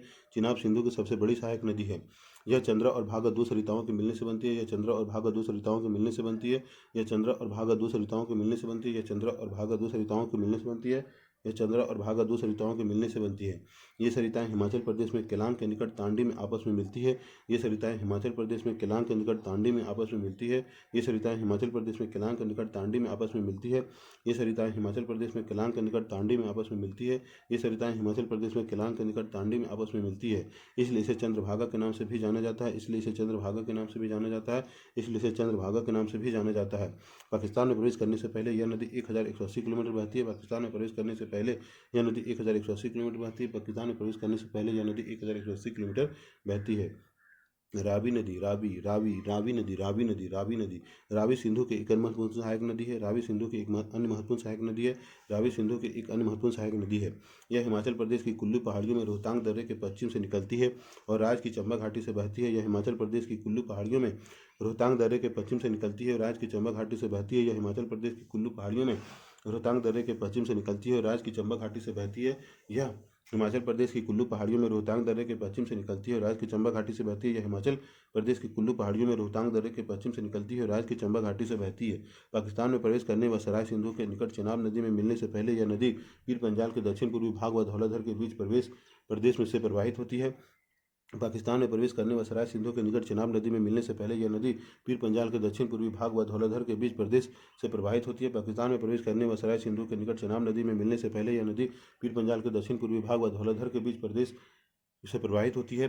पाकिस्तान में प्रवेश करने व सराय सिंधु के निकट चेनाब नदी से मिलने से पहले यह नदी पीर पंजाल के दक्षिण पूर्वी भाग व धौलाधर के बीच प्रदेश से प्रवाहित होती है। पाकिस्तान में प्रवेश करने से व सराय सिंधु के निकट चेनाब नदी में मिलने से पहले यह नदी पीर पंजाल के दक्षिण पूर्वी भाग व धौलाधर के बीच प्रदेश से प्रवाहित होती है। व्यास सिंधु की अन्य महत्वपूर्ण सहायक नदियां हैं जो समुद्र तल से 4000 मीटर की ऊंचाई पर रोहतांग दर्रे के निकट व्यास कुंड से निकलती है। व्यास नदी, व्यास नदी, व्यास नदी, व्यास नदी, व्यास सिंधु की एक अन्य महत्वपूर्ण सहायक नदी है जो समुद्र तल से 4000 मीटर की ऊंचाई पर रोहतांग दर्रे से के निकट व्यास कुंड से निकलती है। व्यास सिंधु की एक अन्य महत्वपूर्ण सहायक नदी है जो समुद्र तल से 4000 मीटर की ऊंचाई पर रोहतांग दर्रे के निकट व्यास कुंड से निकलती है। व्यास सिंधु के गण महत्वपूर्ण सहायक नदी है जो समुद्र तल से 4000 मीटर की ऊंचाई पर रोहतांग दर्रे के निकट व्यास कुंड से निकलती है। व्यास सिंधु की गण महत्वपूर्ण सहायक नदी है जो समुद्र तल से 4000 मीटर की ऊंचाई पर रोहतांग दर्रे के निकट व्यास कुंड से निकलती है। व्यास सिंधु की गण महत्वपूर्ण सहायक नदी है जो समुद्र तल से 4000 मीटर की ऊंचाई पर रोहतांग दर्रे के निकट व्यास कुंड से निकलती है। यह नदी कुल्लू घाटी से गुजरती है और धौलाधर श्रेणी में काती और लारगी में महाखंड का निर्माण करती है। यह नदी कुल्लू घाटी से गुजरती है और धौलाधर श्रेणी में काती और लारगी में महाखंड का निर्माण करती है। यह नदी कुल्लू घाटी से गुजरती है और धौलाधर श्रेणी में काती और लारगी में महाखंड का निर्माण करती है। यह नदी कुल्लू घाटी से गुजरती है और धौलाधर श्रेणी में काती और लारगी में महाखंड का निर्माण करती है। यह नदी कुल्लू घाटी से गुजरती है और धौलाधर श्रेणी में काती और लारगी में महाखंड का निर्माण करती है। यह पंजाब के मैदान में प्रवेश करती है जहां हरिके के पास सतलुज नदी में जा मिलती है। यह पंजाब के मैदान में प्रवेश करती है जहां हरिके के पास सतलुज नदी में जा मिलती है। यह पंजाब के मैदान में प्रवेश करती है जहां हरिके के पास सतलुज नदी में जा मिलती है। यह पंजाब के मैदान में प्रवेश करती है जहां हरिके के पास सतलुज नदी में जा मिलती है। यह पंजाब के मैदान में प्रवेश करती है जहां हरिके के पास सतलुज नदी में जा मिलती है। सतलुज नदी, सतलुज नदी, सतलुज नदी, सतलुज नदी, सतलुज नदी तिब्बत में 4555 मीटर की ऊंचाई पर मानसरोवर के निकट राजस्थान से निकलती है जहां इसे लोंगचेन खंबाब के नाम से जाना जाता है।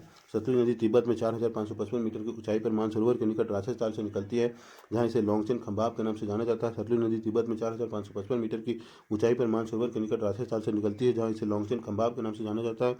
सतलुज नदी तिब्बत में 4555 मीटर की ऊंचाई पर मानसरोवर के निकट राजस्थान से निकलती है जहां इसे लोंगचेन खंबाब के नाम से जाना जाता है। सतलुज नदी तिब्बत में 4555 मीटर की ऊंचाई पर मानसरोवर के निकट राजस्थान से निकलती है जहां इसे लोंगचेन खंबाब के नाम से जाना जाता है। भारत में प्रवेश करने से पहले यह लगभग 400 किलोमीटर तक सिंधु नदी के समानांतर बहती है और रोपड़ में एक महाखंड से निकलती है। भारत में प्रवेश करने से पहले यह लगभग 400 किलोमीटर तक सिंधु नदी के समानांतर बहती है और रोपड़ में एक महाखंड से निकलती है। भारत में प्रवेश करने से पहले यह लगभग 400 किलोमीटर तक सिंधु नदी के समानांतर बहती है और रोपड़ में एक महाखंड से निकलती है। भारत में प्रवेश करने से पहले यह लगभग 400 किलोमीटर तक सिंधु नदी के समानांतर बहती है और रोपड़ में एक महाखंड से निकलती है। भारत में प्रवेश करने से पहले यह लगभग 400 किलोमीटर तक सिंधु नदी के समानांतर बहती है और रोपड़ में एक महाखंड से निकलती है। यह हिमालय पर्वत श्रेणी में शिवकिला से बहती हुई पंजाब के मैदान में प्रवेश करती है। यह हिमालय पर्वत श्रेणी में शिवकिला से बहती हुई पंजाब के मैदान में प्रवेश करती है। यह हिमालय पर्वत श्रेणी में शिवकिला से बहती हुई पंजाब के मैदान में प्रवेश करती है। यह हिमालय पर्वत श्रेणी में शिवकिला से बहती हुई पंजाब के मैदान में प्रवेश करती है। हिमालय पर्वत श्रेणी में शिवकिला से बहती हुई पंजाब के मैदान में प्रवेश करती है। यह एक पूर्ववर्ती नदी है। यह एक पूर्ववर्ती नदी है। यह एक पूर्ववर्ती नदी है। यह एक पूर्ववर्ती नदी है। यह एक पूर्ववर्ती नदी है। यह एक अत्यंत महत्वपूर्ण सहायक नदी है क्योंकि यह भाखड़ा नागल परियोजना के नहर तंत्र का पोषण करती है। यह एक अत्यंत महत्वपूर्ण सहायक नदी है क्योंकि यह भाखड़ा नागल परियोजना के नहर तंत्र का पोषण करती है। यह एक अत्यंत महत्वपूर्ण सहायक नदी है क्योंकि यह भाखड़ा नागल परियोजना के नहर तंत्र का पोषण करती है। यह एक अत्यंत महत्वपूर्ण सहायक नदी क्योंकि यह भाखड़ा नागल परियोजना के नहर तंत्र का पोषण करती है। यह एक अत्यंत महत्वपूर्ण सहायक नदी क्योंकि यह भाखड़ा नागल परियोजना के नहर तंत्र का पोषण करती है। सिंधु तथा सहायक नदियों से दोआब का निर्माण होता है।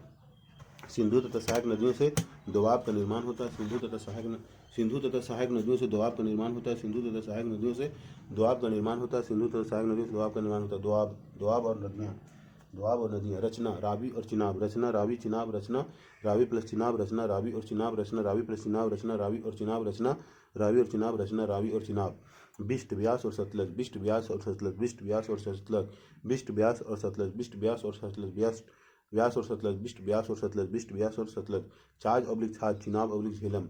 चाज oblique Chaj Chenab plus Jhelum. Chaj oblique Chaj Chenab plus Jhelum. Chaj oblique Chaj Chenab plus Jhelum. Chaj oblique Chaj Chenab plus Jhelum. Chaj oblique Chaj Chenab plus Jhelum. Chaj oblique Chaj Chenab plus Jhelum.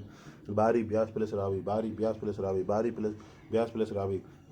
Bari Beas plus Ravi. Bari Beas plus Ravi. Bari Beas plus Ravi. Bari Beas plus Ravi. Bari Beas plus Ravi. Bari Beas plus Ravi. Bari Beas plus Ravi. Sindhu Sagar Sindhu Jhelum. Sindhu Sagar Sindhu Jhelum. Sindhu Sagar Sindhu Jhelum. Sindhu Sagar Sindhu Jhelum. Sindhu Sagar Sindhu Jhelum. Sindhu Sagar Sindhu Jhelum. Sindhu Sagar Sindhu Jhelum. Sindhu Sagar Sindhu Jhelum. Sindhu Sagar Sindhu Jhelum. Sindhu Sagar Sindhu Jhelum. Rachna Ravi plus Chenab. Bist Beas plus Sutlej. Chaj oblique Chaj Chenab plus Jhelum. Bari Beas plus Ravi. Sindhu Sagar Sindhu Jhelum. Rachna Ravi plus Chenab. Bist Beas plus Sutlej. Chaj oblique Chaj Chenab plus Jhelum. Bari Beas plus Ravi. Sindhu Sagar Sindhu Jhelum. Rachna Ravi plus Chenab. Bist Beas plus Sutlej. Chaj oblique Chaj Chenab plus Jhelum. Bari Beas plus Ravi. Sindhu Sagar Sindhu plus Jhelum. Rachna Ravi plus Chenab. Bist Beas plus Sutlej. Chaj oblique Chaj Chenab plus Jhelum. Bari Beas Ravi. Sindhu Sagar Sindhu Jhelum. Rachna Ravi plus Chenab. Bist Beas plus Sutlej. Chaj oblique Chaj Chenab plus Jhelum. Bari Beas plus Ravi. Sindhu Sagar Sindhu Jhelum. Ganga नदी तंत्र। गंगा नदी तंत्र। गंगा नदी तंत्र। गंगा नदी तंत्र।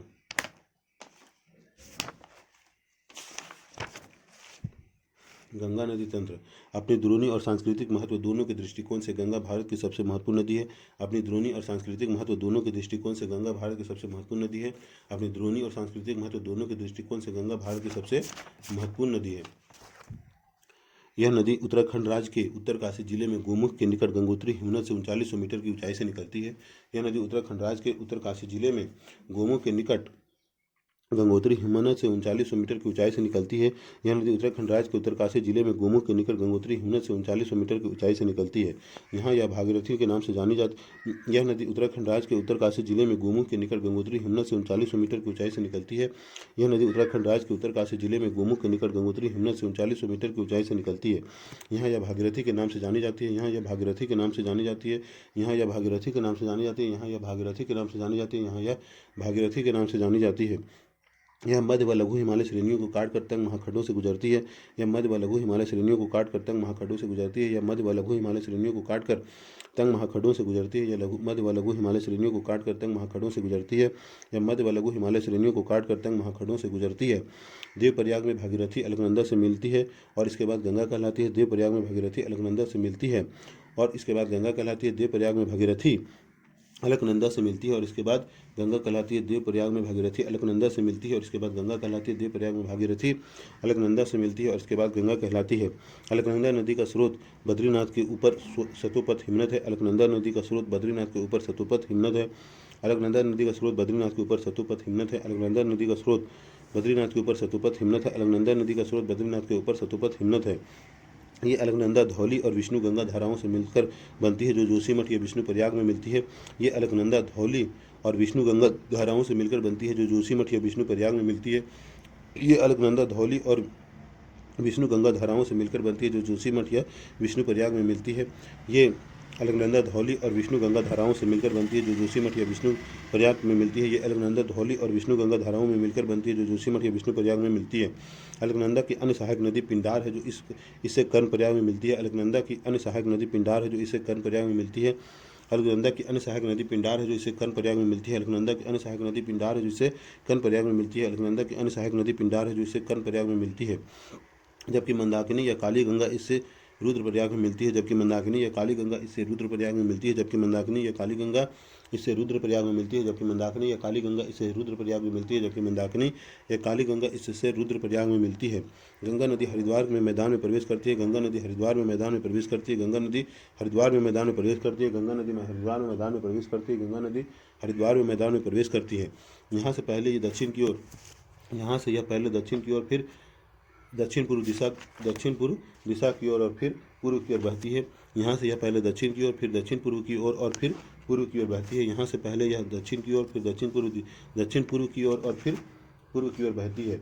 अंत में यह दक्षिणामुखी होकर जल वितरिकाओं धाराओं भागीरथी और पद्मा में विभाजित हो जाती है। अंत में यह दक्षिणामुखी होकर दो जल वितरिकाओं अवलिक धाराओं भागीरथी और पद्मा में विभाजित हो जाती है। अंत में यह दक्षिण मुखी होकर दो जल वितरिकाओं धाराओं भागीरथी और पद्मा में विभाजित हो जाती है। अंत में यह दक्षिण मुखी होकर दो जल वितरिकाओं धाराओं भागीरथी और पद्मा में विभाजित हो जाती है। अंत में यह दक्षिण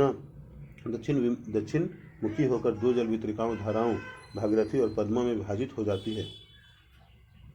इस नदी की लंबाई 2525 किलोमीटर है। इस नदी की लंबाई 2525 किलोमीटर है। इस नदी की लंबाई 2525 किलोमीटर। इस नदी की लंबाई 2525 किलोमीटर। इस नदी की लंबाई 2525 किलोमीटर है। यह उत्तराखंड में 110 किलोमीटर, उत्तर प्रदेश में 1450 किलोमीटर, बिहार में 445 किलोमीटर और पश्चिम बंगाल में 520 किलोमीटर का मार्ग तय करती है। यह उत्तराखंड में 110 किलोमीटर, उत्तर प्रदेश में 1450 किलोमीटर, बिहार में 445 किलोमीटर और पश्चिम बंगाल में 520 किलोमीटर का मार्ग तय करती है। यह उत्तराखंड में 110 किलोमीटर, उत्तर प्रदेश में 1450 किलोमीटर, बिहार में 445 किलोमीटर और पश्चिम बंगाल में 520 किलोमीटर का मार्ग तय करती है। उत्तर प्रदेश, पश्चिम बंगाल, बिहार, उत्तराखंड। उत्तर प्रदेश, पश्चिम बंगाल, बिहार, उत्तराखंड। उत्तर प्रदेश, पश्चिम बंगाल, बिहार, उत्तराखंड। उत्तर प्रदेश, पश्चिम बंगाल, बिहार, उत्तराखंड। उत्तर प्रदेश, पश्चिम बंगाल, बिहार, उत्तराखंड। उत्तर प्रदेश, पश्चिम बंगाल, बिहार, उत्तराखंड। उत्तर प्रदेश, पश्चिम बंगाल, बिहार, उत्तराखंड। उत्तर प्रदेश, पश्चिम बंगाल, बिहार, उत्तराखंड। उत्तर प्रदेश, पश्चिम बंगाल, बिहार, उत्तराखंड। उत्तर प्रदेश, पश्चिम बंगाल, बिहार, उत्तराखंड।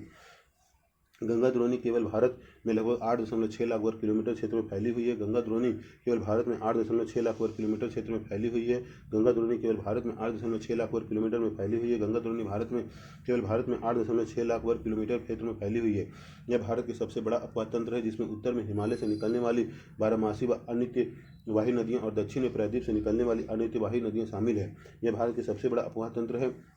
यह भारत का सबसे बड़ा अपवाह तंत्र है, जिससे उत्तर में हिमालय से निकलने वाली बारहमासी व अनित्यवाहिनी नदियाँ और दक्षिण में प्रायद्वीप से निकलने वाली अनित्यवाहिनी नदियाँ शामिल है। यह भारत का सबसे बड़ा अपवाह तंत्र है, जिससे उत्तर में हिमालय से निकलने वाली बारहमासी व अनित्यवाही नदियाँ व दक्षिण में प्रायद्वीप से निकलने वाली अनित्यवाही नदियाँ शामिल है। यह भारत का सबसे बड़ा अपवाह तंत्र है, जिससे उत्तर में हिमालय से निकलने वाली बारहमासी व अनित्यवाही नदियाँ और दक्षिण में प्रायद्वीप से निकलने वाली अनित्यवाही नदियाँ शामिल है। यह भारत का सबसे बड़ा अपवाह तंत्र है, जिससे उत्तर में हिमालय से निकलने वाली बारहमासी व अनित्यवाही नदियाँ और दक्षिण में प्रायद्वीप से निकलने वाली अनित्यवाही नदियाँ शामिल है। सोन इसके दाहिने किनारे पर मिलने वाली प्रमुख सहायक नदी है। सोन इसके दाहिने किनारे पर मिलने वाली प्रमुख सहायक नदी है। सोन इसके दाहिने किनारे पर मिलने वाली प्रमुख सहायक नदी है। सोन इसके दाहिने किनारे पर मिलने वाली प्रमुख सहायक नदी है। सोन इसके दाहिने किनारे पर मिलने वाली प्रमुख सहायक नदी है। बाएं तट पर मिलने वाली महत्वपूर्ण सहायक नदियाँ रामगंगा, गोमती, घाघरा, गंडक, कोसी व महानंदा है। बाएं तट पर मिलने वाली महत्वपूर्ण सहायक नदियाँ रामगंगा, गोमती, घाघरा, गंडक, कोसी व महानंदा है। बाएं तट पर मिलने वाली महत्वपूर्ण सहायक नदियाँ रामगंगा, गोमती, घाघरा, गंडक, कोसी व महानंदा है। बाएं तट पर मिलने वाली महत्वपूर्ण सहायक नदियाँ रामगंगा, गोमती, घाघरा, गंडक, कोसी व महानंदा है। बाएं तट पर मिलने वाली महत्वपूर्ण सहायक नदियाँ रामगंगा, गोमती, घाघरा, गंडक, कोसी व महानंदा है। सागर द्वीप के निकट यह नदी अंततः बंगाल की खाड़ी में जा मिलती है। सागर द्वीप के निकट यह नदी अंततः बंगाल की खाड़ी में जा मिलती है। सागर द्वीप के निकट यह नदी अंततः बंगाल की खाड़ी में जा मिलती है। सागर द्वीप के निकट यह नदी अंततः बंगाल की खाड़ी में जा मिलती है। सागर द्वीप के निकट यह नदी अंततः बंगाल की खाड़ी में जा मिलती है। क्या आप जानते हैं नमामि गंगे परियोजना एक एकीकृत संरक्षण मिशन है जिसे जून 2014 में केंद्र सरकार द्वारा प्रमुख कार्यक्रम के रूप में अनुमोदित किया गया। क्या आप जानते हैं नमामि गंगे परियोजना एक एकीकृत संरक्षण मिशन है जिसे जून 2014 में केंद्र सरकार द्वारा प्रमुख कार्यक्रम के रूप में अनुमोदित किया गया। इसमें राष्ट्रीय नदी गंगा से संबंधित 2 उद्देश्य है: प्रदूषण के प्रभाव को कम करना तथा उसके संरक्षण और कायाकल्प को पूरा करना। इसमें राष्ट्रीय नदी गंगा से संबंधित 2 उद्देश्य: पहला, प्रदूषण के प्रभाव को कम करना तथा उसके संरक्षण और कायाकल्प को पूरा करना। नमामि गंगे कार्यक्रम के मुख्य स्तंभ सीवेज ट्रीटमेंट की व्यवस्था, नदी किनारों का विकास, नदी सतह की सफाई, जैव विविधता, वनीकरण, जन जागरूकता, औद्योगिक अपशिष्ट निगरानी, गंगा ग्राम। नमामि गंगे कार्यक्रम का मुख्य स्तंभ सीवेज ट्रीटमेंट व्यवस्था, नदी किनारे का विकास, नदी सतह सफाई, जैव विविधता, वनीकरण, जन जागरूकता, औद्योगिक अपशिष्ट निगरानी, गंगा ग्राम। नमामि गंगे कार्यक्रम के मुख्य स्तंभ सीवेज ट्रीटमेंट व्यवस्था, नदी किनारे का विकास, नदी सतह सफाई, जैव विविधता, वनीकरण, जन जागरूकता, औद्योगिक अपशिष्ट निगरानी, गंगा ग्राम। यमुना गंगा की सबसे पश्चिमी और सबसे लंबी सहायक नदी है। यमुना गंगा की सबसे पश्चिमी और सबसे लंबी सहायक नदी है। यमुना गंगा की सबसे पश्चिमी और सबसे लंबी सहायक नदी है। यमुना गंगा की सबसे पश्चिमी और सबसे लंबी सहायक नदी है। यमुना गंगा की सबसे पश्चिमी और सबसे लंबी सहायक नदी है। महानंदा सबसे पूर्वी, महानंदा सबसे पूर्वी। इसका स्रोत यमुनोत्री हिमनद है जो हिमालय में बंदरपुर श्रेणी का पश्चिमी ढाल पर 6316 मीटर की ऊंचाई पर स्थित है। इसका स्रोत यमुनोत्री हिमनद है जो हिमालय में बंदरपुर श्रेणी की पश्चिमी ढाल पर 6316 मीटर की ऊंचाई पर स्थित है। इसका स्रोत यमुनोत्री हिमनद है जो हिमालय में बंदरपुर श्रेणी के पश्चिमी ढाल पर 6316 मीटर की ऊंचाई पर स्थित है। इसका स्रोत यमुनोत्री हिमनद है जो हिमालय में बंदरपुर श्रेणी के पश्चिमी ढाल पर 6316 मीटर की ऊंचाई पर स्थित है। इसका स्रोत यमुनोत्री हिमनद है जो हिमालय में बंदरपुर श्रेणी के पश्चिमी ढाल पर 6316 मीटर की ऊंचाई पर स्थित है। प्रयाग इलाहाबाद में इसका गंगा से संगम होता है। प्रयाग इलाहाबाद में इसका गंगा से संगम होता है। प्रयाग इलाहाबाद में इसका गंगा से संगम होता है। प्रायद्वीपीय पठार से निकलने वाली चंबल, सिंध, बेतवा व केन, तमसा, बहून इसके दाहिने तट पर मिलती है। प्रायद्वीप पठार से निकलने वाली चंबल, सिंध, बेतवा व केन इसके दाहिने तट पर मिलती है। प्रायद्वीपीय पठार से निकलने वाली चंबल, सिंध, बेतवा, केन इसके दाहिने तट पर मिलती है। प्रायद्वीप पठार से निकलने वाली चंबल, सिंध, बेतवा, केन इसके दाहिने तट पर मिलती है। प्रायद्वीप पठार से निकलने वाली चंबल, सिंध, बेतवा, केन इसके दाहिने तट पर मिलती है। जबकि हिंडन, रिंद, सेंगर, वरुणा आदि नदियां इसके बाएं तट पर मिलती है। जबकि हिंडन, रिंद, सेंगर, वरुणा आदि इसके बाएं तट पर मिलती है। जबकि हिंडन, रिंद, सेंगर, वरुणा आदि इसके बाएं तट पर मिलती है। जबकि हिंडन, रिंद, सेंगर, वरुणा आदि इसके बाएं तट पर मिलती है। जबकि हिंडन, रिंद, सेंगर, वरुणा आदि नदियां इसके बाएं तट पर मिलती है। जबकि हिंडन, रिंद, सेंगर, वरुणा आदि नदियां इसके बाएं तट पर मिलती है। इसका अधिकांश जल सिंचाई उद्देश्यों के लिए पश्चिम और पूर्वी यमुना नहरों तथा आगरा नहर में आता है। इसका अधिकांश जल सिंचाई उद्देश्यों के लिए पश्चिमी और पूर्वी यमुना नहरों तथा आगरा नहर में आता है। इसका अधिकांश जल सिंचाई उद्देश्यों के लिए पश्चिमी और पूर्वी यमुना नहरों तथा आगरा नहर में आता है। उन राज्यों के नाम लिखिए जो यमुना नदी द्वारा अपवाहित है। उत्तराखंड, हिमाचल प्रदेश, हरियाणा, दिल्ली, उत्तर प्रदेश, मध्य प्रदेश। उन राज्यों के नाम लिखिए जो यमुना नदी द्वारा अपवाहित है। उत्तराखंड, हिमाचल प्रदेश, हरियाणा, दिल्ली, उत्तर प्रदेश, मध्य प्रदेश। उत्तराखंड, हिमाचल प्रदेश, हरियाणा, दिल्ली, उत्तर प्रदेश, मध्य प्रदेश। उत्तराखंड, हिमाचल प्रदेश, हरियाणा, दिल्ली, उत्तर प्रदेश, मध्य प्रदेश। उत्तराखंड, हिमाचल प्रदेश, हरियाणा, दिल्ली, उत्तर प्रदेश, मध्य प्रदेश। चंबल नदी, चंबल नदी, चंबल नदी, चंबल नदी, चंबल नदी। चंबल नदी मध्य प्रदेश के मालवा पठार में महू के निकट निकलती है और उत्तरमुखी होकर एक महाखंड से बहती हुई राजस्थान में कोटा पहुंचती है जहां इस पर गांधी सागर बांध बनाया गया है। चंबल नदी मध्य प्रदेश के मालवा पठार में महू के निकट निकलती है और उत्तरमुखी होकर एक महाखंड से बहती हुई राजस्थान में कोटा पहुंचती है जहां इस पर गांधी सागर बांध बनाया गया है। चंबल नदी मध्य प्रदेश के मालवा पठार में महू के निकट निकलती है और उत्तरमुखी होकर एक महाखंड से बहती हुई राजस्थान में कोटा पहुंचती है जहां इस पर गांधी सागर बांध बनाया गया है। चंबल नदी मध्य प्रदेश के मालवा पठार में महू के निकट निकलती है और उत्तरमुखी होकर एक महाखंड से बहती हुई राजस्थान में कोटा पहुंचती है जहां इस पर गांधी सागर बांध बनाया गया है। कोटा से यह बूंदी, सवाई माधोपुर और धौलपुर होते हुए यमुना नदी में मिल जाती है। कोटा से यह बूंदी, सवाई माधोपुर और धौलपुर होती हुई यमुना नदी में मिल जाती है। कोटा से यह बूंदी, सवाई माधोपुर और धौलपुर होती हुई यमुना नदी में मिल जाती है। कोटा से यह बूंदी, सवाई माधोपुर और धौलपुर होती हुई यमुना नदी में मिल जाती है। कोटा से यह बूंदी, सवाई माधोपुर और धौलपुर होती हुई यमुना नदी में मिल जाती है। चंबल अपनी उत्खात भूमि वाली भू आकृति के लिए प्रसिद्ध है जिसे चंबल खड्ड कहा जाता है। चंबल अपनी उत्खात भूमि वाली भू आकृति के लिए प्रसिद्ध है जिसे चंबल खड्ड कहा जाता है। चंबल अपनी उत्खात भूमि वाली भू आकृति के लिए प्रसिद्ध है जिसे चंबल खड्ड कहा जाता है। चंबल अपनी उत्खात भूमि वाली भू आकृति के लिए प्रसिद्ध है जिसे चंबल खड्ड कहा जाता है।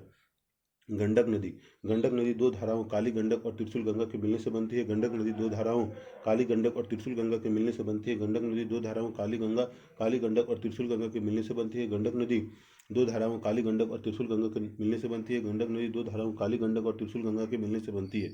यह नेपाल हिमालय में धौलागिरी व माउंट एवरेस्ट के बीच निकलती है और मध्य नेपाल को अपवाहित करती है। यह नेपाल हिमालय में धौलागिरी व माउंट एवरेस्ट के बीच निकलती है और मध्य नेपाल को अपवाहित करती है। यह नेपाल हिमालय में धौलागिरी व माउंट एवरेस्ट के बीच निकलती है और मध्य नेपाल को अपवाहित करती है। नेपाल हिमालय में धौलागिरी व माउंट एवरेस्ट के बीच निकलती है और मध्य नेपाल को अपवाहित करती है। नेपाल हिमालय में धौलागिरी व माउंट एवरेस्ट के बीच निकलती है और मध्य नेपाल को अपवाहित करती है। बिहार के चंपारण जिले में यह गंगा मैदान में प्रवेश करती है और पटना के निकट सोनपुर में गंगा नदी में जा मिलती है। बिहार के चंपारण जिले में यह गंगा मैदान में प्रवेश करती है और पटना के निकट सोनपुर में गंगा नदी में जा मिलती है। बिहार के चंपारण जिले में यह गंगा मैदान में प्रवेश करती है और पटना के निकट सोनपुर में गंगा नदी में जा मिलती है। बिहार में के चंपारण जिले में यह गंगा मैदान में प्रवेश करती है और पटना के निकट सोनपुर में गंगा नदी में जा मिलती है। बिहार के चंपारण जिले में यह गंगा मैदान में प्रवेश करती है और पटना के निकट सोनपुर में गंगा नदी में जा मिलती है। घाघरा नदी, घाघरा नदी, घाघरा नदी, घाघरा नदी, घाघरा नदी माप चाचुंगो हिमना से निकलती है। घाघरा नदी माप चाचुंगो हिमना से निकलती है। घाघरा नदी माप चाचुंगो हिमना से निकलती है। घाघरा नदी माप चाचुंगो हिमना से निकलती है। घाघरा नदी माप चाचुंगो हिमना से निकलती है तथा तीला सेती व बेरी नामक सहायक नदियों का जलग्रहण करने के उपरांत सीसा पानी में एक गहरे महाखंड का निर्माण करते हुए पर्वत से बाहर निकलती है तथा तीला सेती व बेरी नामक सहायक नदियों का जलग्रहण करने के उपरांत यह सीसा पानी में एक गहरे महाखंड का निर्माण करते हुए पर्वत से बाहर निकलती है तथा तीला सेती व बेरी नामक सहायक नदियों का जलग्रहण करने के उपरांत यह सीसा पानी में एक गहरे महाखंड का निर्माण करते हुए पर्वत से बाहर निकलती है तथा तीला सेती व बेरी नामक सहायक नदियों का जलग्रहण करने के उपरांत यह सीसा पानी में गहरे महाखंड का निर्माण करते हुए पर्वत से बाहर निकलती है तथा तीला सेती व बेरी नामक सहायक नदियों का जलग्रहण करने के उपरांत यह सीसा पानी में गहरे महाखंड का निर्माण करते हुए पर्वत से बाहर निकलती है। शारदा नदी, शारदा नदी काली या काली गंगा इससे मैदान में मिलती है और अंततः छपरा में यह गंगा नदी में विलीन हो जाती है। शारदा नदी काली या काली गंगा इससे मैदान में मिलती है और अंततः छपरा में यह गंगा नदी में विलीन हो जाती है। शारदा नदी काली या काली गंगा इससे मैदान में मिलती है और अंततः छपरा में यह गंगा नदी में विलीन हो जाती है। शारदा नदी काली या काली गंगा इससे मैदान में मिलती है और अंततः छपरा में यह गंगा नदी में विलीन हो जाती है। शारदा नदी काली या काली गंगा इससे मैदान में मिलती है और अंततः यह छपरा में यह गंगा नदी में विलीन हो जाती है। कोसी एक पूर्ववर्ती नदी है जिसका स्रोत कोसी नदी, कोसी नदी, कोसी नदी, कोसी नदी, कोसी नदी। कोसी एक पूर्ववर्ती नदी है जिसका स्रोत तिब्बत में माउंट एवरेस्ट के उत्तर में है जहाँ जिसकी मुख्य धारा अरुण निकलती है। कोसी एक पूर्ववर्ती नदी है जिसका स्रोत कोसी एक पूर्ववर्ती नदी है जिसका स्रोत तिब्बत में माउंट एवरेस्ट के उत्तर में है जहाँ से इसकी मुख्य धारा अरुण निकलती है। कोसी एक पूर्ववर्ती नदी है जिसका स्रोत तिब्बत में माउंट एवरेस्ट के उत्तर में है जहाँ से इसकी मुख्य धारा अरुण निकलती है। कोसी एक पूर्ववर्ती नदी है जिसका स्रोत तिब्बत में माउंट एवरेस्ट के उत्तर में है जहाँ इसकी मुख्य धारा अरुण निकलती है। कोसी एक पूर्ववर्ती नदी है जिसका स्रोत तिब्बत में माउंट एवरेस्ट के उत्तर में है जहाँ से इसकी मुख्य धारा अरुण निकलती है। नेपाल में मध्य हिमालय को पार करने के बाद इसमें पश्चिम में सोन कोसी और पूर्व से तुमुर कोसी मिलती है। नेपाल में मध्य हिमालय को पार करने के बाद इससे में पश्चिम में सोन कोसी और पूर्व से तुमुर कोसी मिलती है। नेपाल में मध्य हिमालय को पार करने के बाद इसमें पश्चिम में से सोन कोसी और पूर्व से तुमुर कोसी मिलती है। नेपाल में मध्य हिमालय को पार करने के बाद इसमें पश्चिम से सोन कोसी और पूर्व से तुमुर कोसी मिलती है। नेपाल में मध्य हिमालय को पार करने के बाद इसमें पश्चिम से सोन कोसी और पूर्व से तुमुर कोसी मिलती है। अरुण नदी से मिलकर यह सप्तकोसी बनती है। अरुण नदी से मिलकर यह सप्तकोसी बनती है। अरुण नदी से मिलकर यह सप्तकोसी बनती है। अरुण नदी से मिलकर यह सप्तकोसी बनती है। अरुण नदी से मिलकर यह सप्तकोसी बनती है। रामगंगा नदी, रामगंगा नदी, रामगंगा नदी, रामगंगा नदी, रामगंगा नदी। रामगंगा नदी गैरसेन के निकट गढ़वाल की पहाड़ियों से निकलने वाली अपेक्षाकृत छोटी नदी है। रामगंगा नदी गैरसेन के निकट गढ़वाल की पहाड़ियों से निकलने वाली अपेक्षाकृत छोटी नदी है। रामगंगा नदी गैरसेन के निकट गढ़वाल की पहाड़ियों से निकलने वाली अपेक्षाकृत छोटी नदी है। रामगंगा नदी गैरसन के निकट गढ़वाल की पहाड़ियों से निकलने वाली अपेक्षाकृत छोटी नदी है। रामगंगा नदी गैरसन के निकट गढ़वाल की पहाड़ियों से निकलने वाली अपेक्षाकृत छोटी नदी है। शिवालिक को पार करने के बाद यह अपना मार्ग दक्षिण पश्चिम दिशा की ओर बनाती है और उत्तर प्रदेश के नजीबाबाद के निकट मैदान में प्रवेश करती है। शिवालिक को पार करने के बाद यह अपना मार्ग दक्षिण पश्चिम दिशा की ओर बनाती है और उत्तर प्रदेश में नजीबाबाद के निकट मैदान में प्रवेश करती है। शिवालिक को पार करने के बाद यह अपना मार्ग दक्षिण पश्चिम दिशा की ओर बनाती है और उत्तर प्रदेश में नजीबाबाद के निकट मैदान में प्रवेश करती है। शिवालिक को पार करने के बाद यह अपना मार्ग दक्षिण पश्चिम दिशा की ओर बनाती है और उत्तर प्रदेश में नजीबाबाद के निकट मैदान में प्रवेश करती है। शिवालिक को पार करने के बाद यह अपना मार्ग दक्षिण पश्चिम दिशा की ओर बनाती है और उत्तर प्रदेश में नजीबाबाद के निकट मैदान में प्रवेश करती है। अंत में कन्नौज के निकट यह गंगा नदी में मिल जाती है। अंत में कन्नौज के निकट यह गंगा नदी में मिल जाती है। अंत में कन्नौज के निकट गंगा नदी में यह मिल जाती है। अंत में कन्नौज के निकट यह गंगा नदी में मिल जाती है। अंत में कन्नौज के निकट यह गंगा नदी में मिल जाती है।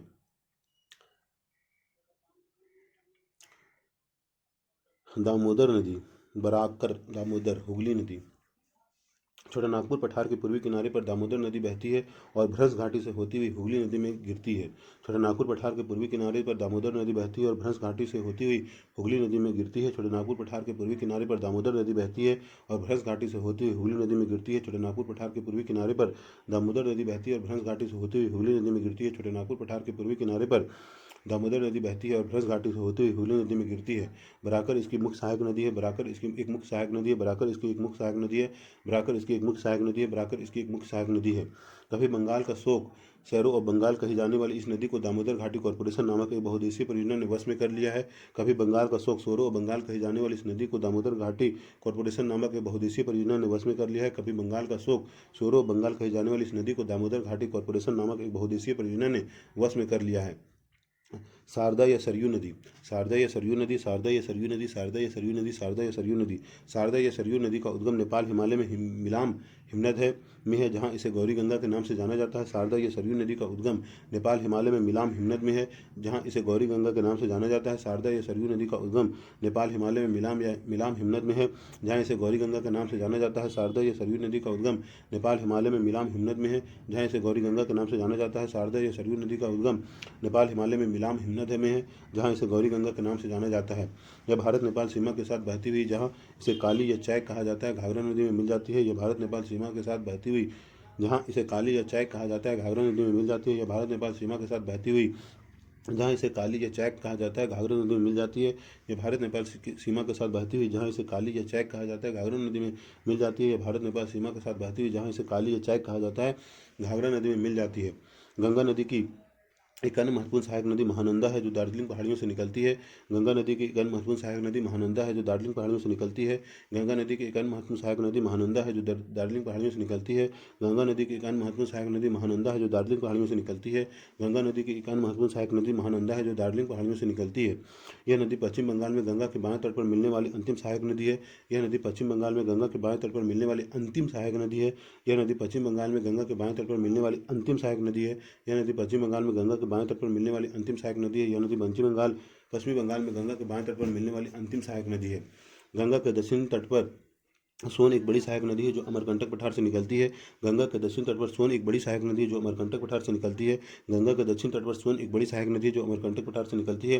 गंगा के दक्षिण तट पर सोन एक बड़ी सहायक नदी जो अमरकंटक पठार से निकलती है। गंगा के दक्षिण तट पर सोन एक बड़ी सहायक नदी जो अमरकंटक पठार से निकलती है।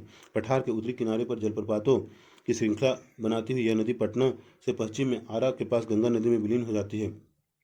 पठार के उत्तरी किनारों पर जलप्रपातों की श्रृंखला बनाती हुई यह नदी पटना से पश्चिम में आरा के पास गंगा नदी में विलीन हो जाती है। पठार के उत्तरी किनारों पर जलप्रपातों की श्रृंखला बनाती हुई यह नदी पटना से पश्चिम में आरा के पास बंगाल नदी में विलीन हो जाती है। पठार के उत्तरी किनारों पर जलप्रपातों की श्रृंखला बनाती हुई यह नदी पटना से पश्चिम में आरा के पास गंगा नदी में विलीन हो जाती है। पठार के उत्तरी किनारों पर जलप्रपातों की श्रृंखला बनाती हुई यह नदी पटना से पश्चिम में आरा के पास गंगा नदी में विलीन हो जाती है।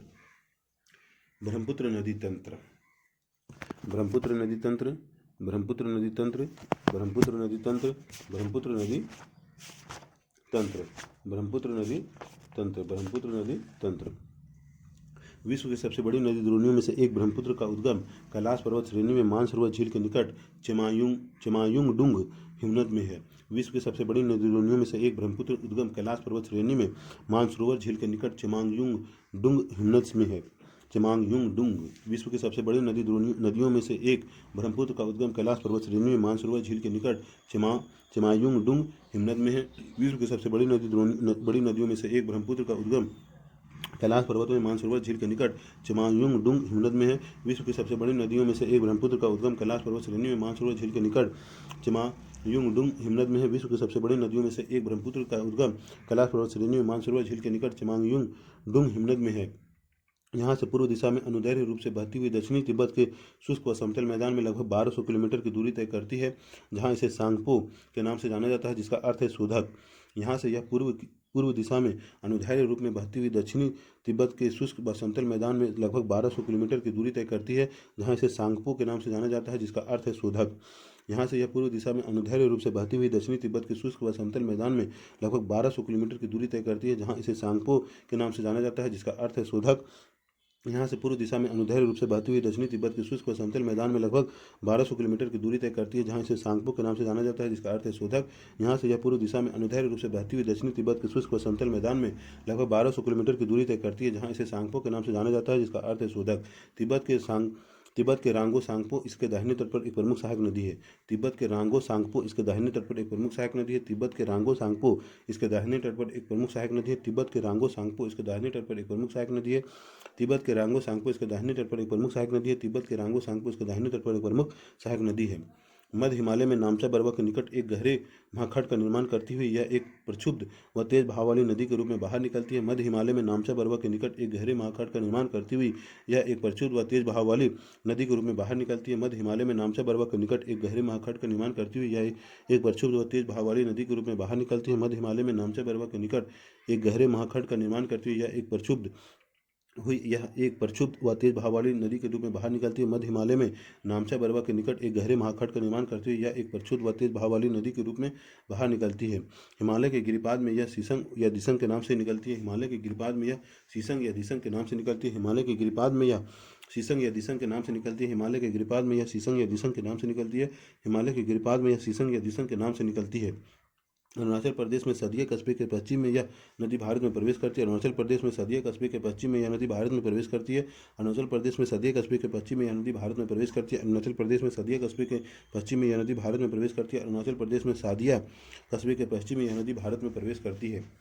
दक्षिण पश्चिम दिशा में बहते हुए इसके बाएं तट पर इसकी प्रमुख सहायक नदियां दिबांग या सिकांग और लोहित मिलती है और इसके बाद यह नदी ब्रह्मपुत्र के नाम से जानी जाती है। दक्षिण पश्चिम दिशा में बहते हुए इसके बाएं तट पर इसकी प्रमुख सहायक नदियां दिबांग या सिकांग और लोहित मिलती है और इसके बाद यह नदी ब्रह्मपुत्र के नाम से जानी जाती है। दक्षिण पश्चिम दिशा में बहते हुए इसके बाएं तट पर इसकी प्रमुख सहायक नदियां दिबांग या सिकांग और लोहित मिलती है और इसके बाद यह नदी ब्रह्मपुत्र के नाम से जानी जाती है। दक्षिण पश्चिम दिशा में बहते हुए इसके बाएं तट पर इसकी प्रमुख सहायक नदियां दिबांग या सिकंग और लोहित मिलती है और इसके बाद यह नदी ब्रह्मपुत्र के नाम से जानी जाती है। दक्षिण पश्चिम दिशा में बहते हुए इसके बाएं तट पर इसकी प्रमुख सहायक नदियां दिबांग या सिकांग और लोहित मिलती है और इसके बाद यह नदी ब्रह्मपुत्र के नाम से जानी जाती है। असम घाटी में अपनी 750 किलोमीटर की यात्रा में ब्रह्मपुत्र में असंख्य सहायक नदियां आकर मिलती है। असम घाटी में अपनी 750 किलोमीटर की यात्रा में ब्रह्मपुत्र में असंख्य सहायक नदियां आकर मिलती है। असम घाटी में अपनी 750 किलोमीटर की यात्रा में ब्रह्मपुत्र में असंख्य सहायक नदियां आकर मिलती है। इसके असम घाटी में अपनी 750 किलोमीटर की यात्रा में ब्रह्मपुत्र में असंख्य सहायक नदियां आकर मिलती है। असम घाटी में अपनी 750 किलोमीटर की यात्रा में ब्रह्मपुत्र में असंख्य सहायक नदियां आकर मिलती है। इसके बाएं तट की प्रमुख सहायक नदियां बूढ़ी दिहांग और धनसिरी दक्षिण है। दिसांग दीपू जमुना बराक सुरमा इसके बाएं तट की प्रमुख सहायक नदियां बूढ़ी दिहांग और धनसिरी दक्षिण है। इसके बाएं तट की प्रमुख सहायक नदियां बूढ़ी दिहिंग और धनसिरी दक्षिण है। इसके बाएं तट की प्रमुख सहायक नदियां बूढ़ी दिहिंग और धनसिरी दक्षिण है। इसके बाएं तट की प्रमुख सहायक नदियां बूढ़ी दिहिंग और धनसिरी दक्षिण है। दिहांग दीपू जमुना बराक सुरमा कुलियारा दिसांग दीपू जमुना बराक सुरमा कुलियारा। जबकि दाएं तट पर मिलने वाली महत्वपूर्ण सहायक नदियों में सुबनसिरी कामेंग मानस व संकोच है। जबकि दाएं तट पर मिलने वाली महत्वपूर्ण सहायक नदियों में सुबनसिरी कामेंग मानस व संकोच है। जबकि दाएं तट पर मिलने वाली महत्वपूर्ण सहायक नदियों में सुबनसिरी कामेंग मानस व संकोच है। जबकि दाएं तट पर मिलने वाली महत्वपूर्ण सहायक नदियों में सुबनसिरी कामेंग मानस व संकोच है। जबकि दाएं तट पर मिलने वाली महत्वपूर्ण सहायक नदियों में सुबनसिरी कामेंग मानस व संकोच है।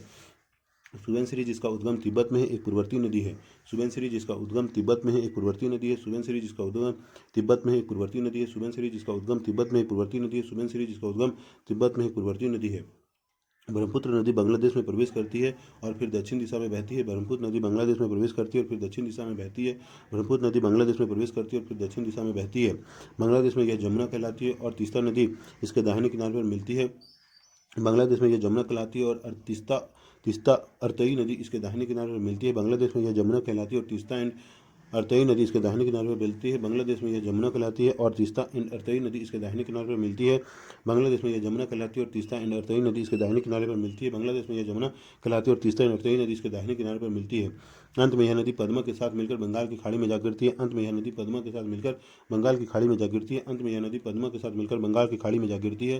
अंत में यह नदी पद्मा के साथ मिलकर बंगाल की खाड़ी में जा गिरती है। अंत में यह नदी पद्मा के साथ मिलकर बंगाल की खाड़ी में जा गिरती है।